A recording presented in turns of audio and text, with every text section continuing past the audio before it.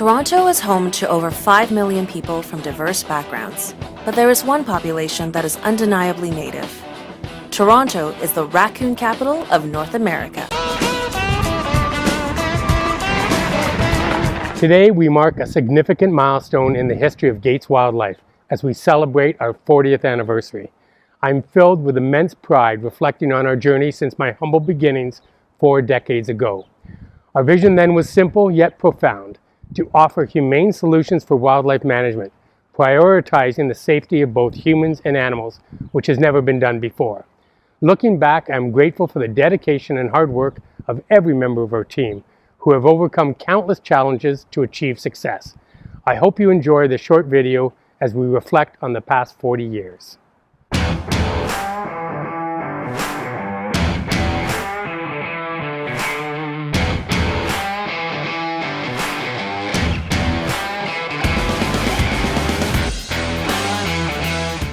Here is our story. As a young boy, Brad Gates was fascinated with everything wild. He spent countless hours exploring the forest that backed onto his yard, learning all he could about his wild neighbors. The animal that had the most impact on the young Brad Gates was an orphaned raccoon named Mandy. As fate would have it, Brad received Mandy from a wildlife removal company that took her away from her natural mother. It reminded me of the one I raised when I was a teenager. We had so much fun together, and that's why I do what I do. So that's why I got into this business. I grew up on a ravine lot and had a baby raccoon when I was 17 years old, and it became my constant companion. We basically did everything together for an entire summer. Followed me everywhere, and I even went and bought minnows and crayfish and put them in a little shallow bowl and watched Mandy learn how to catch live bait, live food. Even taught Mandy how to raid garbage cans. And then 2 years later, after releasing her, she showed back up on my doorstep. And we had a bit of a reunion on my front lawn. I emptied my refrigerator on my front lawn. And the reason I knew it was Mandy was because I whistled the tune I would always whistle when I was about to feed her. And I saw this raccoon crossing the street, and I whistled the tune, and Mandy stopped in her tracks, ran over to me, climbed up my pant leg, and sat on my shoulder. Yeah, it was quite emotional to see that I had taught a wild raccoon to be domesticated while it was with me, and then again taught it to live in my neighborhood, although I never saw it until 2 years after the fact. But yeah, we spent about 3 hours on my front lawn. I fed it peanut butter sandwiches and eggs and everything, and then never saw it again. Raising Mandy and the circumstances of how she was orphaned would later prove to be the driving force behind Brad's career path of developing a humane approach. With a loan from his parents, he started AAA Wildlife Control, better known today as Gates Wildlife Control. He purchased a used truck and some rudimentary equipment and set out to hit the road. With the support of his family, the pioneering groundwork by Brad during those early years set the stage for the overall mission of the company. The passionate and hardworking employees that work with integrity while embracing Brad's humane vision continue to push humane wildlife control to the forefront. Brad is honored by all the support and recognition he has received over the years from the wildlife industry, the media, and his customers. Lower him to the lower roof. Okay, go on. Go on, you know where to go. Videographer Audra Brown with how you can guard your home against the four-legged trespassers. They're cute, but not when they're in your house. No, they'll grow up to do a considerable amount of damage in the attic. They'll destroy insulation, chew on wire. And most importantly, you need a reputable, humane company to deal with. In Scarborough, Audra Brown, City News. Well, Toronto's home to plenty of raccoons. They can be found in countless neighborhoods across the city. They have some company. When it comes to the wildlife, it is a busy life for Brad Gates. Now, this is what Brad is used to dealing with, raccoons.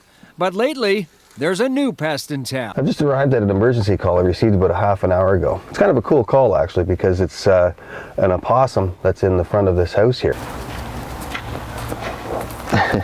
Look at that. Do you see the teeth there? And Toronto appears to be prime real estate for that growing possum population. I just arrived on a job site of one of my technicians, and he called us about something that he found that's very interesting and rare. I couldn't believe It's it. an incredible find. We've only ever heard about one in a litter, but in this case we have only one normal raccoon, and his litter mates are albino. The noisy one is the normal one. The animal extractors. What we just witnessed was a very maternal mother protecting her young, and any mother of any species would do just that. She's abnormally aggressive, but she really just wants to get us out of her way so she can collect her babies and kind of move on to her secondary den site, and we can't blame her for that. So we have a mother skunk, and we can see that there are little ones crawling on her, and they're probably about 5 days old. It's that time of year when animals move in and have babies. In April, we experienced 1,000 more calls than we have in any other year. So That's I think a lot. It is, and it's a lot of people just seeing animals in their backyard that they've never seen before. There's more animals in places that they normally wouldn't be, simply because most would avoid humans and any places where humans would walk or travel. Animals have now invaded that space because they don't feel threatened by the people that are no longer there. The idea is to remove the babies and leave them in a safe box so that the mom can come back and move them to a secondary den. In all my years of doing this, I don't think I've seen such a maternal mother. We had her in a net. She really didn't care of the experience and is so driven to get her babies. He doesn't cry. That's amazing. And these guys would have never left the nest before. There's a second guy. Hey, buddy. Look at you. There's 3 baby squirrels and a mother that were living in this pipe. We have one of our new baby boxes. Okay, into the baby box. So that's all 3. Close the lid to the box. Keep it closed. Just to keep their attraction away from this hole, we're going to just close it a little bit. Mom will easily open that up.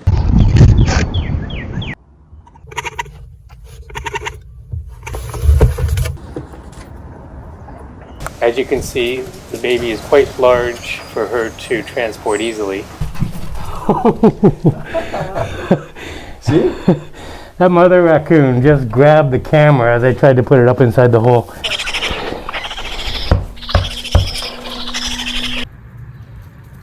The exciting part about this job is that something new can happen in a heartbeat. And in how many years? You got 35, I got 39.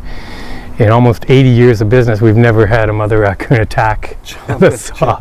So, yeah, there's always a first, right? High five, man.